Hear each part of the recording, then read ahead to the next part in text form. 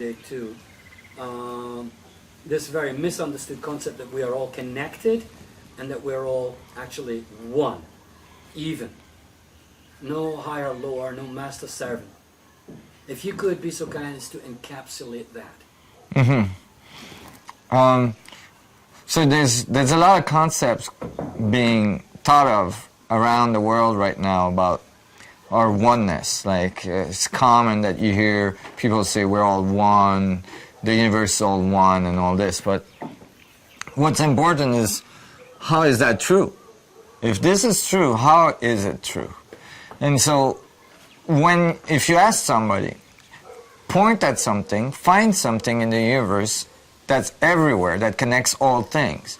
The only thing you could point at, that you could find, would be the vacuum, would be space. Space is everywhere. There is vacuum between planets, between stars, between galaxies. There is vacuum inside the atom. The atom is 99.99999% vacuum. And so there's vacuum everywhere. And as we've seen, and as I show in my research, that vacuum is not empty, but actually it's full of all the information of all things radiating in it.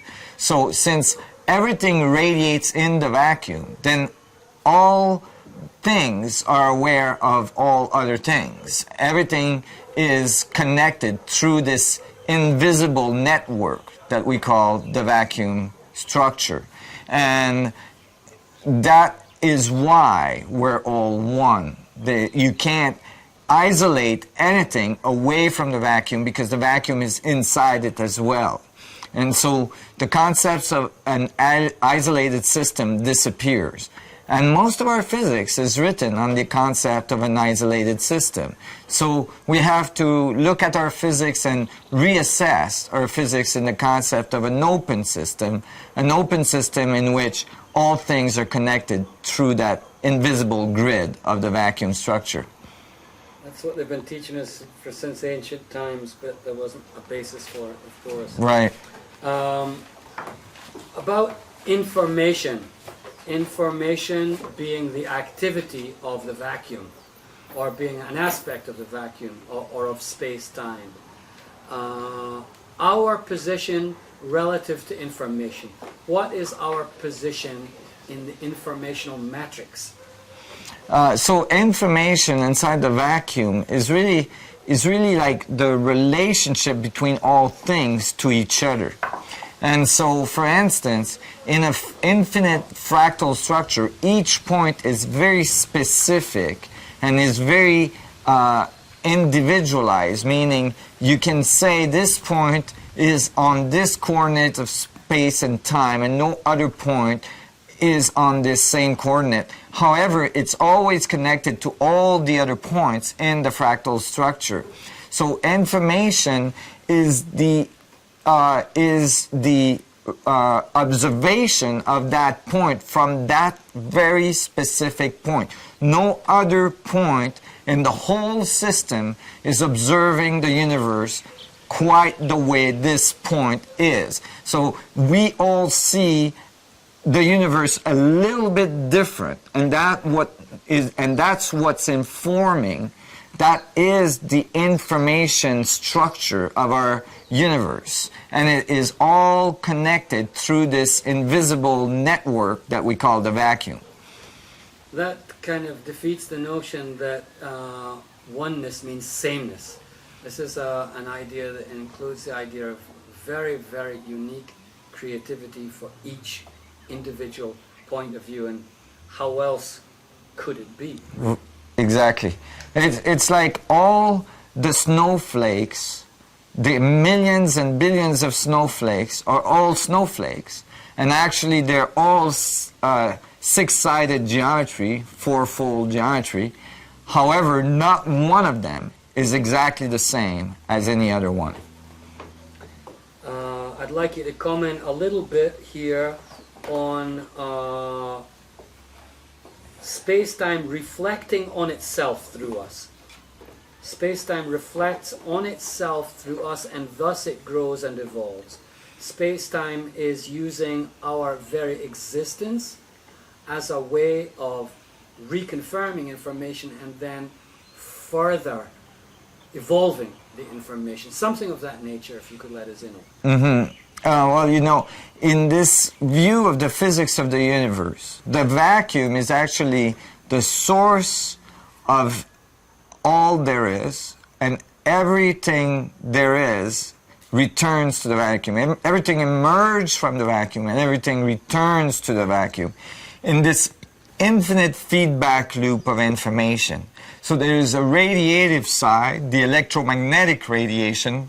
You could think of it as the boundary of a black hole, right? The event horizon, the radiation away from that boundary out, and then the information moving back into the system towards the center of the singularity. And the relationship between the two, producing that feedback loop of information in which the universe basically learns about itself. Because whenever information is radiated, then and it comes back in, it has gone through a path, a journey, a pilgrimage, and it has learned.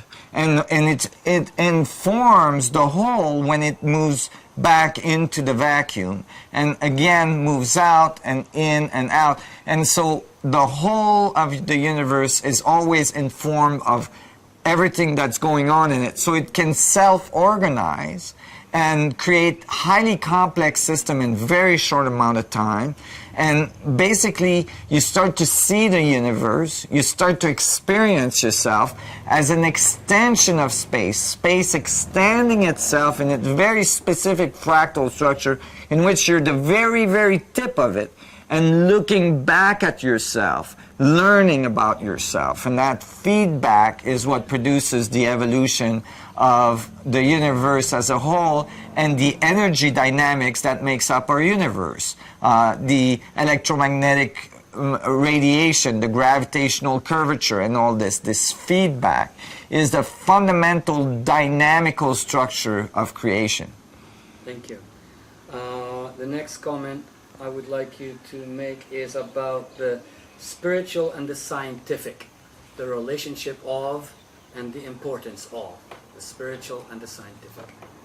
Well, you know, there's this dichotomy in our society that has been there for thousands of years here already, between the highly, analytic, intellectual parts of consciousness, which you could eventually, that leads eventually to science, and the spiritual, which is more, sensitive, instinctive part of consciousness. And the two have been separated in our society. And one believed that the material world is not so important, and the other one believed that the spiritual world is not so important, that the emotional consciousness world is not so important. And I believe that actually both are incorrect if they're separated, and they're only true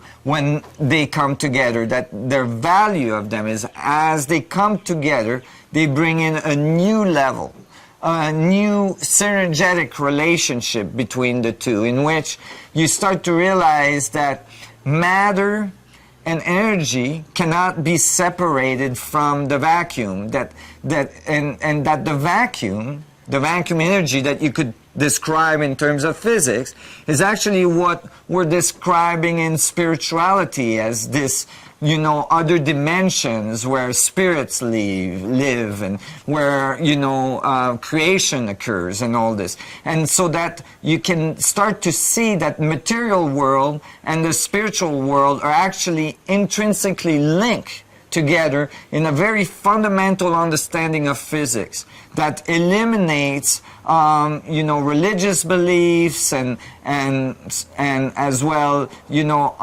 unnecessary complexity in esotericism, and as well brings the beauty, the art, the consciousness the amazing learning capability of the human experience into the scientific world. And the two put together creates this amazing science. This science that includes all levels of existence, from very intense physics and mathematics to biology and consciousness and emotions and all sorts of physiological functions that we see in the human body. Thank you. About one comment about our time, the time that we're living in now, and its relationship to the galactic community. Well, we're living in an amazing time. I think we've reached a certain level of awareness and a certain level of science and philosophy in which we're reaching for a new horizon. We're reaching for a new way of being. And when this occurs, it's very similar to putting energy in an oscillator. You know, you take a system, you put energy in it, it will start oscillating, and it will go into further and further chaotic mode. And if the tensile strength of the object is strong enough, eventually it'll go very, very intense into chaos, and then it'll pop into a new level of resonance in which it calms down and organizes, and then it's able to become more structured and organized again. And I think humanity as a whole is actually at that very intense moment of increasing chaos, because more and more information and more energy has been fed into our system, into our society, and into each individual, and we're actually moving to that point where it feels like everything is going to blow apart, and it may, or it may, if we're able to maintain and to connect and to learn to collaborate and to learn to move into new levels together, we'll be able to pop into this new level where everything becomes organized and harmonious again. What do you recommend each individual who is made available of this information that you have? What do you recommend that the individual does to best prepare for such an eventuality? I think that it's really important first that an individual becomes aware of its relationship to the universe, becomes aware that they're not isolated from anything in the universe, that they're not in discontinuity, but that they're continuous of the extension of space, to start to become engineer of the space themselves, become aware of that hidden existence of the creator within themselves, the creator being the vacuum energy that informs you and that you inform back of your experience. And so as you become a co-creator in that sense, as you become an engineer of the vacuum, you regain your power, you regain and you become aware of your relationship to the whole.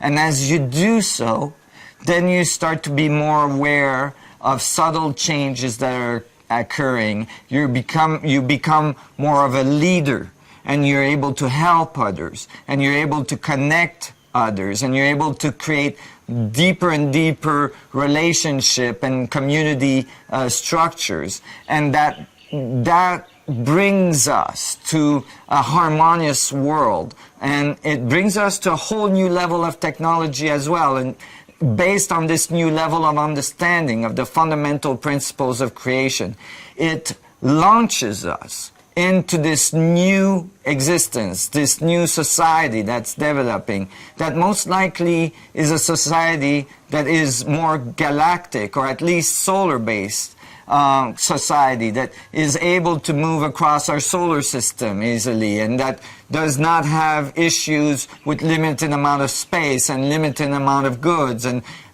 the misconception of limited amount of energy. All this goes away because of a higher understanding of our relationship to our universe. Thank you. Let's go back to the book now. Wait, I got. Yeah, no, Okay. I just got your arm in the Sorry? shot there at the end. That's Yeah, can I ask quickly? Yep. Yeah. Do you mind if I sit there just to get Yeah. the eyeliner right? Why don't you sit here? No, he's sitting here. It's okay. Sorry. Did you get the answers that you wanted, or do we have to redo these? No, I'm confident that we can use that. Yeah. There's a limit to how short you can make things, so I Right. understand. But let's have Maestro here ask you a question. Basically, I just want to rehash some of those questions. Okay. So, where do you see our current standing in the world? You know, geopolitically, environmentally, economically, spiritually, mentally. Where do you see us at right now? How do you view the human race? Well, I think the human race is reaching a very important moment, a point of culmination, and that's why in my work I call it the crossing of the event horizon. We're at this very important moment in our evolution where we have a choice. We can self-destruct, we can continue to do what we have been doing, which is based in competition, in war, in scarcity, or we can learn very important lessons. We can develop new understandings of our universe, realize the connectivity of all things, realize the structure of the vacuum, how we came to be, what is our relationship to the universe. All that is available to us. And so it's a choice we have to make. We're at this crossroad. And so humanity at this moment is looking like a chaotic system, is looking like a system in which you've put enough energy in that it's starting to go chaotic. And it's just about to pop to the next level where it reharmonizes at a higher frequency. And this is a very dangerous place to be. And so we're right there at the cusp. And I'm confident that we can make it across. I'm confident that we can find it. Is that okay to join in? And Sure. so we are, in a sense, in a Hindu term called bardo. Mm-hmm. Indeed. In the bardo, yeah. And where it goes is a feminine energy, love-based, heart-based, Yes.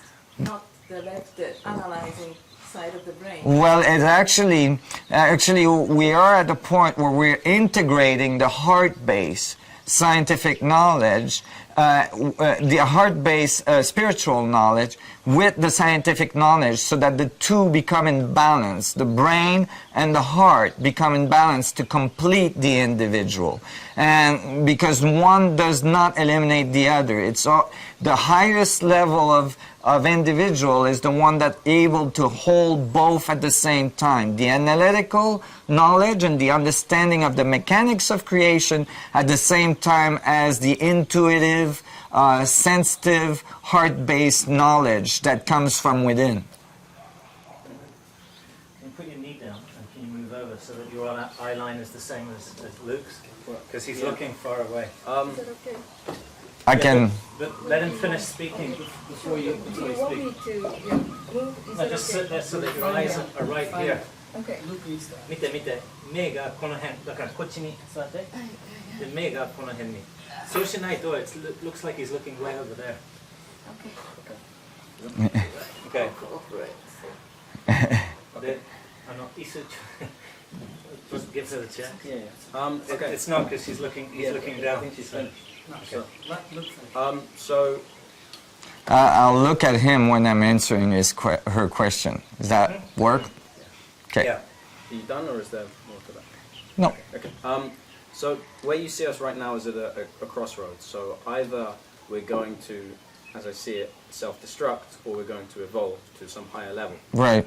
So And it might be a little bit of the two. We're currently self-destructing. I mean, there's thousands and thousands of people dying every day. We can't forget that. I mean, because we live in the Western world, we're not directly witness to that every day. But there's thousands and thousands of lives being lost every day for no real good reasons. I mean, we could organize a society so that's not happening.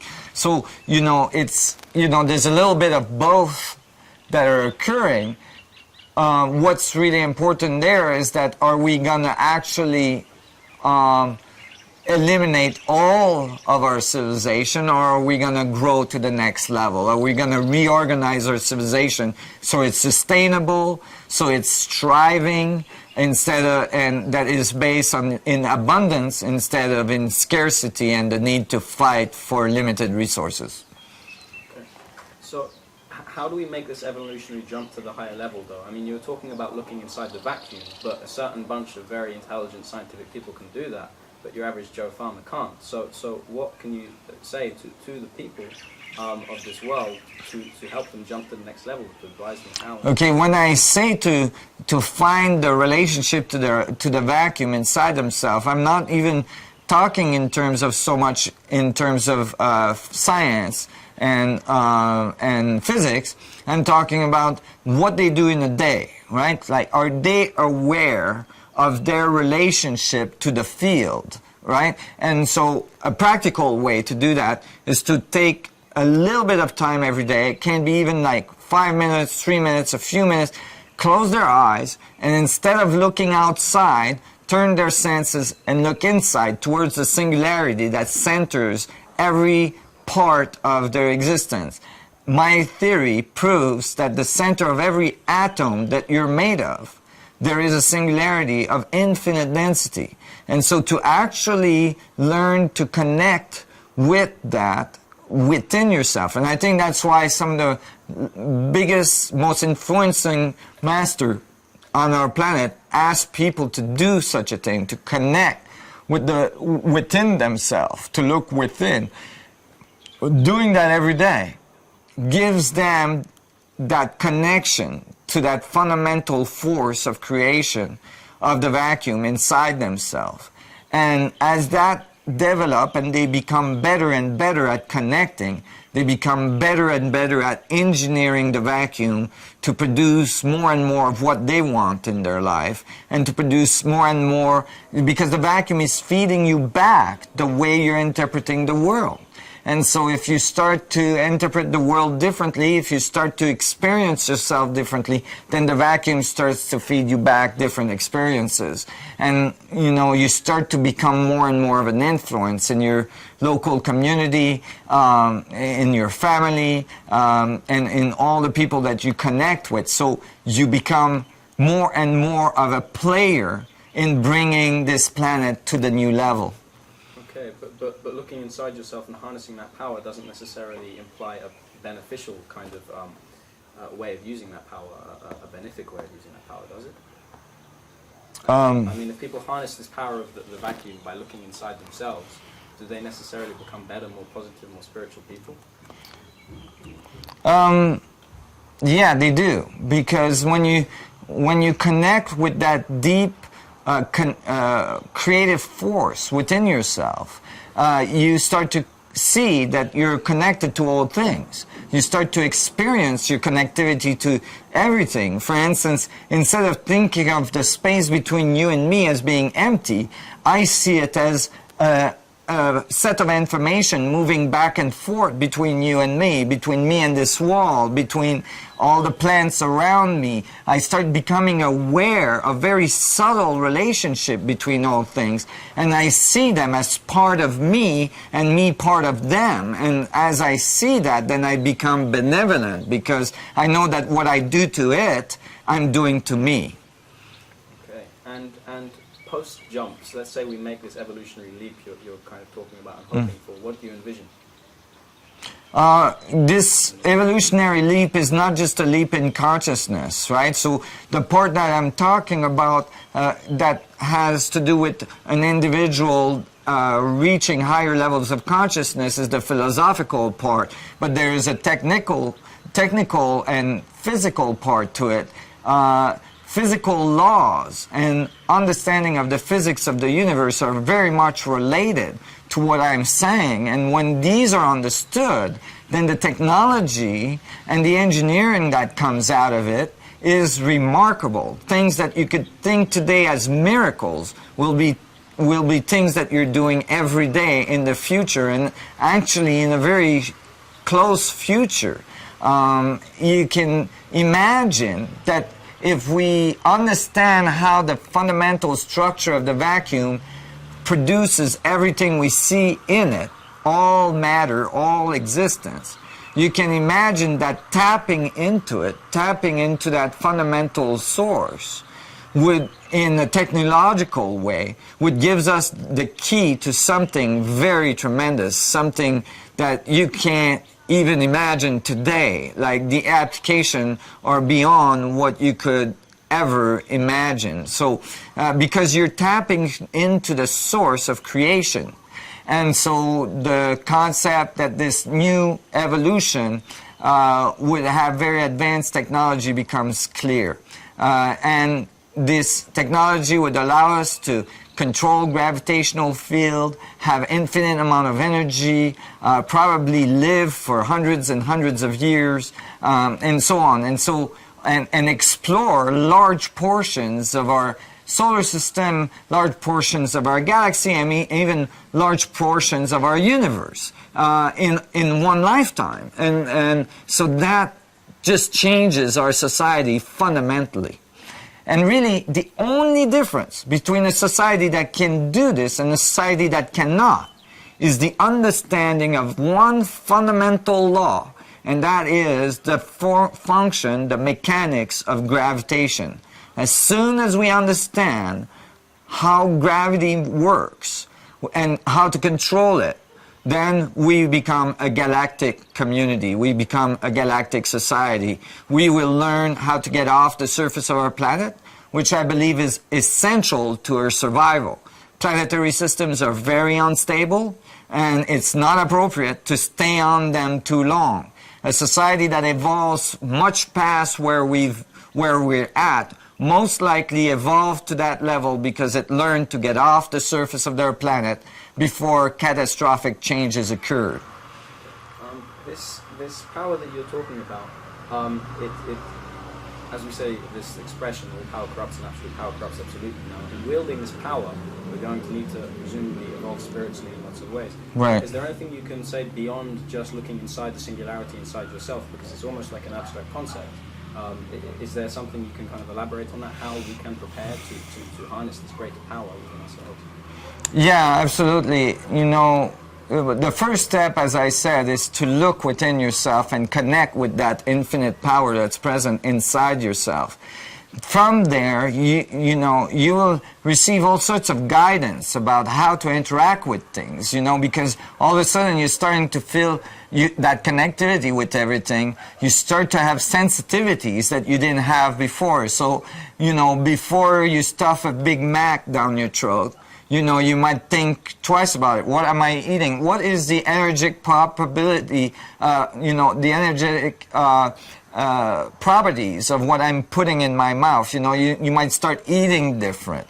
You might start living in a different environment. You might be more aware of your environment. You might realize that you're being bombarded with all sorts of electromagnetic waves that are disturbing your consciousness when you're living in an environment that is very noisy with that. You might, you know, you become more sensitive of what's going on with you within you and what's influencing you from the outside, and so you start to become more and more healthy in your relating to the world. Thank you. Yeah, go ahead. It's very interesting coming here on this island. Pele, thank you for this island. I appreciate very much coming from the appreciation, but when it's going through this process, I must say my voice, which is the much more goddess, my surname is Aichi, that means knowledge of love. It's given for the reason, the real trace of the name, why this time, and we remember the family, the united feeling of loving, the safeness. For God's sake, women has to say, that bring our children is much more safe environment. Sure. All of this. Yes. And you, as a woman, because we are the women, we can do it from the bottom of the heart, of the mother level of caring, Right. without hitting each other attacking each other. Mhm. And this energy has to be the part of this whole process. Sure. Yeah, absolutely. Tell some points and that. Yeah. Advice. Right. You know, it's I think that what we're learning about is the curvature, you know, and the curvature represents the goddess. It represents, you know, the love of the goddess for all of its creation. You know, if you wanted to put it in a mythological view, you know, we're learning about gravity. We're learning how gravity truly works and how everything emerges as the result of this hold to the center, right? Which is the goddess energy that holds in love, you know, to the center. And so really what's emerging from this understanding is that we are infinitely loved, right? We are infinitely connected, and all things in the universe is supporting our evolution, that we have infinite amount of support. And so that it's really important to stop feeling separated. How about the feeling of needs of healing before? Healing comes first. Sure. Yeah. You know, healing comes first, but there's got to be a mechanics of how the healing occurs, right? Like, how are we going to heal, right? And in order to heal, we have to be able to understand the mechanics of creation so that we can harmonize with them. We have been out of harmony with nature. So now we need to understand how nature works better so we can harmonize with it. And as we harmonize with it, then automatically we start to heal. Thank you. Thank you. Okay, Sonia, thanks. We've got fading lights, so we've got to push forward. All these great different questions are helping. But we need a couple of more sound bites. Are you okay? How are we for tape? Yeah, we've got half an hour. We've got half an hour. Really, Good. really nice light. It's now. really nice light. So Okay. we're gonna having all these different people in front of you. Maybe I hope it's a little bit refreshing. Oh, it's fine. Not just the old Scottish fart. All right. Now, when I saw your DVD series, the absolute best part of it all was when you said, well, how did you visualize the solar system? And since then I've asked many people. Everybody's the same. Concentric circles going round and around and around. And you know, because we have that idea, evolution becomes very difficult to think about. Everything cycles back to where it did before. However, a key concept of yours is that we're not going round and round and round. It's like a gigantic sperm with the sun in its head, which is careering through space at 4 million miles an hour, headed into something new. So I'd like you to comment on that image, that idea of a solar pilgrimage, if you like. The galactic pilgrimage is actually preceded by a solar pilgrimage. And if you could just elaborate on that idea a little bit, please. Yeah. You know, we keep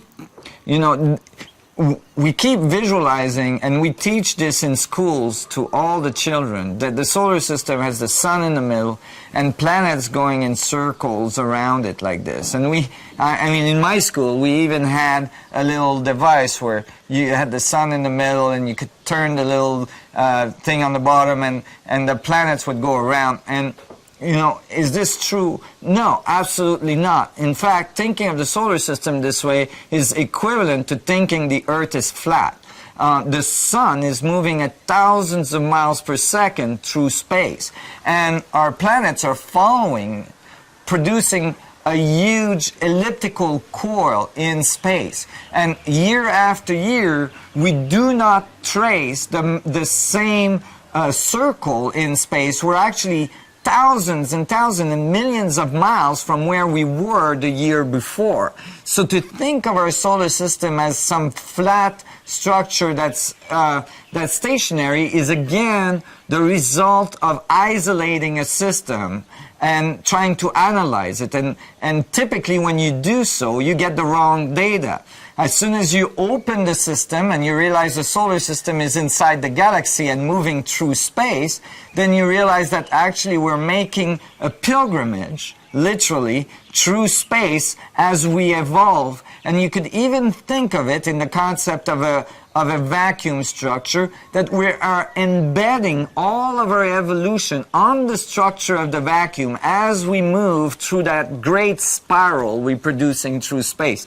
Every single individual on our planet producing that very specific spiral in space, and we could follow it back for any individual all the way back to when they were in the womb of their mother, which connects their spiral with their mother's spiral, and then follow that back and again and again and again. And that is the continuity of the information inside the gene structure of our evolution through space. And now we get a much more complete view of the structure of the mechanics of our evolution. So in a sense, the solar pilgrimage, this spiraling through the vacuum, we are actually imprinting the environment as we go through it.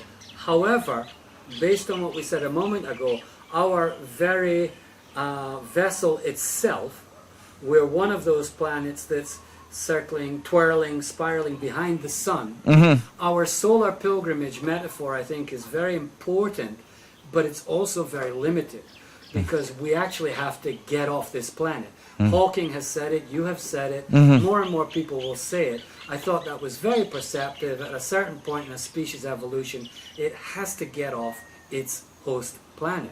So we will continue to spiral forward, no doubt, Right. if we're going to become a galactic civilization, Right. but we can't do it on this planet. That's correct. So how do you envisage it? How are we going to be doing it if we can't be on this planet? Well, you know, you gotta realize that if we become a society that understands gravity and can control it, we can, when you control gravity, and you're able to go anywhere you want in the solar system, for instance, you could go to the asteroid belt and get chunks of material the size of continents. You could, you know, it is not unconceivable that you make ships the size of planets. You know, and you know, we could have vehicles that seems completely unconceivable to us today, but very quickly, with the control of gravity, becomes quite feasible. And so we're always going to be in a spiral. We're always going to be, you know, wherever we travel, we're either going to be in the spiral of a solar system, embedded in a spiral of a galaxy, embedded in a spiral of a cluster of galaxies, which is in a spiral of a supercluster and all this. You can never escape it. But the trick is that a society that's learned to travel through all these scales of spirals is understanding the fundamental principles of the mechanics of creation. If that society doesn't have that understanding, they will not understand how to use gravity, and most likely their planetary system will become unstable and their culture will vanish prior to them being able to reach those levels of consciousness. And I think that we're right at that cusp. I think we're right at the cusp too, and so another aspect of this solar galactic pilgrimage is that we ourselves are going to face some rough or powerful seas. If we compare this to a sea voyage, we've set out on our evolutionary course and we've had fairly plain sailing, but suddenly a storm erupts. Our ships get battered against the shore. Swimming is not really an option anymore, and we haven't quite maybe got to the point of building our new ship. Something will happen to us in our bodies, I believe, as a result of what you described as galactic cosmic waves coming from the center of the event horizon so to speak, the center of our galaxy at the speed of light, we have these extremely powerful gamma ray emissions, cosmic galactic rays, which scientists are beginning to see have an effect on the DNA itself.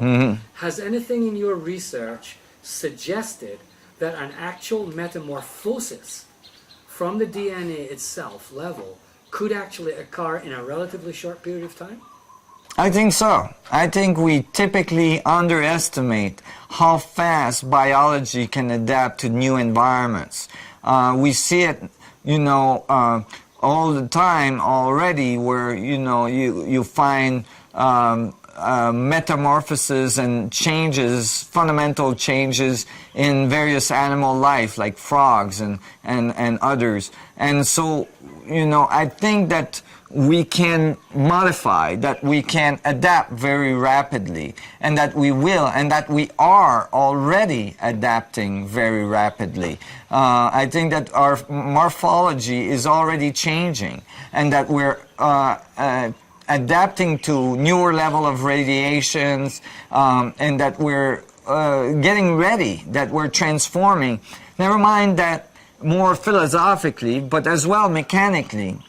More and more information becomes available to us, and certainly the modern man of today, even if you took a man or a woman, 20 years ago, the modern women and men today are gathering so much more information. They're exposed to so much more relationships, with the instant of the internet and so on. And so the DNA and the structure of our existence has to modify, alter, so that it can hold and relate to the vacuum in such a way that it doesn't burn out. Although, if the nervous system is not tuned properly, then all sorts of issues can occur in the human body that would create issues, It's like, you can think of it a little bit like an electronic circuit, an electric circuit. You have electrons going from the negative pole to the positive pole, right? And you've got a little resistor in the middle, right? So that it's not a short circuit. And the ohmage of that resistor, right, defines how much heat it's producing. And if the resistance is too high for the current, for the amount of information, then it starts to heat up and it's undergoing meltdown. So the resistance has to reduce, right? The nervous system has to tune up. The structure of the being has to be more coordinated, more structured, so that the information flow can move easily and not get stuck in all this stuff. So those are the tuning that we're undergoing. So metamorphosis is an actual scientific possibility. It's not just a metaphor. Correct. It can happen much faster than any of us previously had imagined. I mean, if it can happen to insects, why can't it happen to us? I mean, surely we're a much higher evolved species than a caterpillar turning into a butterfly, which is a magical, impossible to believe process in itself, right, that nobody has quite fully understood. Right. I learned from one scientist that as the caterpillar inside the cocoon is beginning to grow the organs of a butterfly, that the organs it currently possesses begin to melt down. In other words, its old body literally starts to melt, and out of that melting and dissolution, a new set of organs almost magically takes its place, and an entirely different morphology, which is a moth or a butterfly, emerges from the cracked and shattered cocoon, which is why it's my particular favorite metaphor for where we're going. Whether we'll actually have such a big transformation, I don't know, but I really feel that your idea of the information overload doing something to our nervous system is critical. Like they said, the Buddha couldn't drive a Jeep, and Jesus couldn't work a computer while he was reading a novel, listening to Mozart, figuring out his next theory. Right. We are very, very much more complicated people. Right. Even though we may venerate Jesus and Buddha, they didn't have to put up with half of what we have to put up getting through a day. That's right. Electromagnetic, solar radiation, noise, Right. chemical pollutants, interpersonal relationships, population, food, you name it. So I think we're already, in a sense, superior beings, but we're confused. Right. And I think to wrap this section up, I would like to bring in the idea now of the function or the meaning of synchronicity in the life of individuals from now on, because I think that the pressure we are feeling is time-based pressure. We have so much to do in a day, and we have to think about tomorrow and next week. But some people are beginning to tune into what I call synchronicity civilization. I believe that the new civilization will be synchronic. Synchronic means all elements are always connected at all times. Right. But it also means you're always in the right place at the right time. So perhaps you could give us some personal experiences of synchronicity or some scientific feedback about what you understand as synchronicity. Yeah, again, in the context of my theory, synchronicity starts to make sense. Why is it that, like, all of a sudden, you know, you need a certain type of lawyer, or you need a certain type of person to do this job, or and all of a sudden they show up in your field out of nowhere. You know, you bump into somebody at the store, and next thing you know, you start talking to them. It's exactly the right person to do the job. Da da da da da.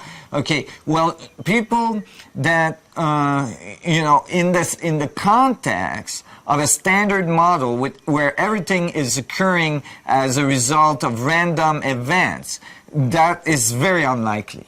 However, in the context of this theory, it makes absolute sense. That is, the vacuum is self-organizing everything. It's receiving all information, and it's feeding back the reality based on the information it receives. So an individual that becomes more and more aware of themselves, more and more aware of their relationship to the vacuum, more and more aware of their relationship to the field, is getting better and better at feeding information to the vacuum, and the vacuum is going to start becoming better and better at giving it the manifestations faster and faster and more accurate. So then the synchronicity the person's experiences are increasing. All of a sudden, you know, they think of something and it happens. You know, but it's always a little different than what you imagine. And that's because what you feed to the universe comes back to you modified, because it has got modified from everybody else feeding things to the vacuum. So it's really important to know that you're creating your reality, but as well that reality is creating you. There's a feedback, so that there's an absolute coordination of creation being occurring as a result of the structure of the vacuum. It is coordinating all events, and higher you get in the structuring, in the crystalline nature of the vacuum, better you get at structuring the vacuum the way you want it, easier it is for all these coordinations to occur, and the synchronicity goes through the roof. Which means we have to do less and less to be in harmony with the totality of the vacuum. And at the ultimate end of that spiral, nothing happens. Nothing needs to be done, because everything is the actual original perfection of the vacuum. Right. But that's a long way ahead in our evolution, I believe. However, that's a really important aspect of your work, which I haven't seen anywhere so far. Synchronicity is absolutely key, because more and more people are experiencing exactly what you have described. But you've also got a growing number of people are under the kind of half-baked illusion that everything they want they can get, because there's a law of attraction, forgetting there's a universe out there which is modifying your idea, wanting to give it to you because it loves you. The universe is love. Right. And it wants to give it to you in an even better way than you could possibly imagine. which is how synchronicity really works. Right. How did I meet? I mean, this is impossible. Yeah. Last night's synchronicity. Right. Perfect example. We have a symbol for the singularity in the sky above our heads. Right. The only time it's happened in Hawaii, probably in the whole history of the island. We get it while we're interviewing you. Right. And you know, the list goes on and on. Right, sure. So I'm very hopeful that synchronicity based civilization will survive, become simpler, and at the same time become much more technologically and spiritually adept. Right. So that, you know, by the time your young son is my age, for example, it's practically unimaginable where he could be Exactly. and what he could be doing. Yeah, hopefully you will never have to drive a fossil fuel, you know, based car. And, you know, this idea, you know, that the vacuum self-organize is very important, because it starts to give you a sense that what you are wanting to manifest has to harmonize with what everybody else is wanting to manifest. So it's not like you can say, I'm too hot, so I'm going to turn the sun down. Because if you did that, then there'd be people in Alaska that are freezing, right? So, so there's a coordination of what's beneficial for the majority that's being done by the vacuum. And that starts to give you a sense as well of what is a morphogenic field, and how much power has to be behind an idea before it becomes a reality, before the vacuum can make that a manifestation. That is, you know, one individual may push for a very powerful idea, you know, like Einstein did, like Newton did, like, you know, Galileo did, and Kepler, and all these guys. Well, you know, or the Buddha, or, you know, however, if they would have been alone with that thought, the manifestation of that thought probably would have never done anything. But because thousands and thousands and thousands of people were influenced and started to think that way and started to experience the world that way, then it became more and more feasible, it became more and more practical, and it was applied to technology and so on, and it, you know, and it manifested. And so that is the morphogenic field, is actually the vacuum structure self-organizing society. Well, it sounds like you and Rupert Sheldrake could have a very interesting conversation. Yes. I think you get a lot of feedback with each other. Because he's still getting a lot of flack about that. Right. He's still getting a lot of dyed-in-the-wool scientists. Oh, I'm sure. A really hard time, as you will. Anything that's come up? Yeah, I've got a quick three question. things. And- Yeah, okay, three things. Luke's going to ask a question. Okay, While so he yeah. asks a question, I'll ask you a couple of questions. So, Sorry about the change around. That's okay. Okay, so spiritual teachers throughout history in different parts of the world have talked about spiritual emptiness. You know, Zen people, you know, try and get thoughtlessness and emptiness. And Rumi is a good example. He's always talking about spiritual emptiness and becoming like a reed flute that's just empty, so the music can play through you. You've been talking about the vacuum and how to look inside yourself. I'm wondering if you think there's a correlation there between what they're talking about and really what they mean by spiritual emptiness. If you could talk about that. Absolutely. You know, when they talk about spiritual emptiness, typically they talk about a point of stillness as well.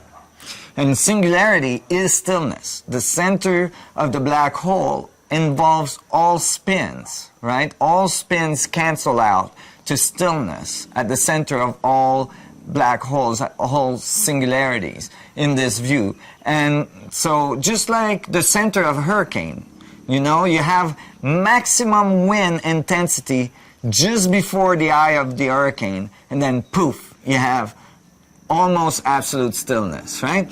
And so what I think these masters are talking about is reaching that singularity within yourself, within each one of your atoms, that connects you to the stillness which has in it all the potential spins of all of the universe, all the information network. So you were mentioning Rumi. Rumi is a great example because he taught people to spin, right? He taught people, the dervishes, to spin, and out of that spin to be in perfect stillness, to be in the singularity at the center. And when you turn your senses in, what you do is that you remove your experience from the spin, and you start to bring it towards stillness, towards singularity, towards situation, then you can say, okay, I'm choosing to go towards stillness. And from that point, you're the most powerful.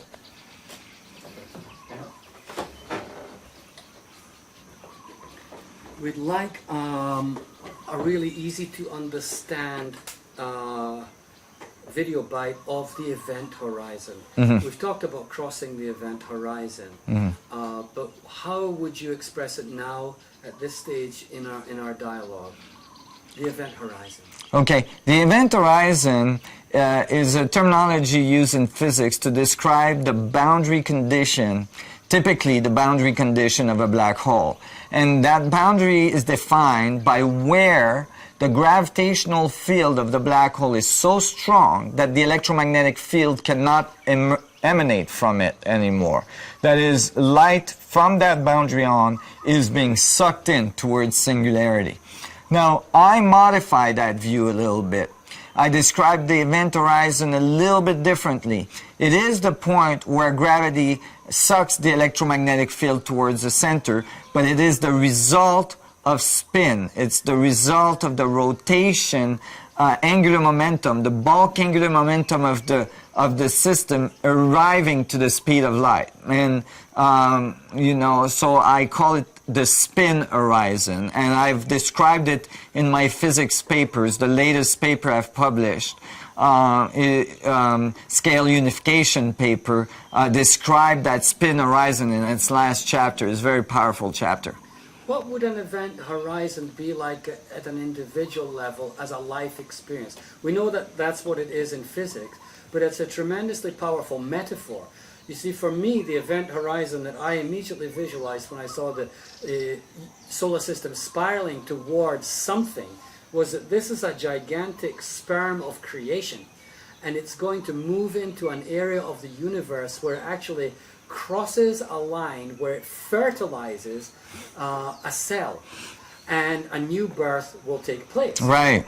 That's an event horizon of new creation. And in your daily life, an event horizon is when perhaps you have overcome some tremendous lethargy or depression or sadness, and it would have pulled you back down into incredible despair, but something inside you broke through. You managed to escape from that feeling. Right. So I wonder if there's anything like personal or more individual that you have to say about the event horizon.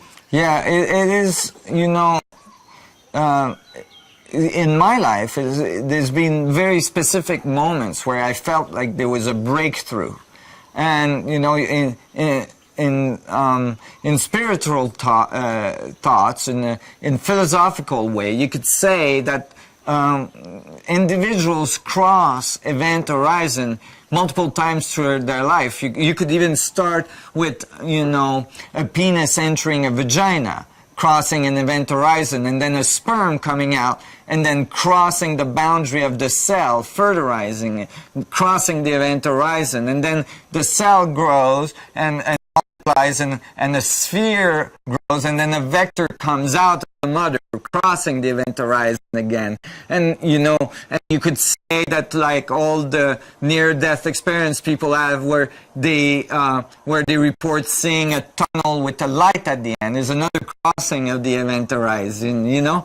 And but as well throughout our life, you know, in a fractal way, you know, there might be small crossings of event horizon in our consciousness, where we gain new level of insight. Maybe you could say that we're crossing new scales of information in the vacuum structure.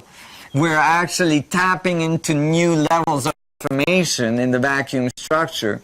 And I metaphorically use that expression to describe our whole evolution, our whole journey of humanity, this pilgrimage on at this point of evolution, crossing the doorway, crossing the event horizon to a whole new level of beingness. You know, imagine a society that goes to earth-bounded, stuck to the surface of their planet, all of a sudden learning about gravity and how to control it, getting off the surface of the planet. That is a crossing of the event horizon. Some people call that ascension.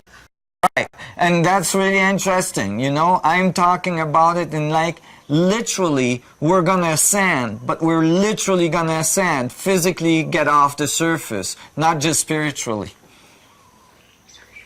Okay, end of tape. I've got Right on. one more quick question, but we'll put it on the next tape. Okay. And we're going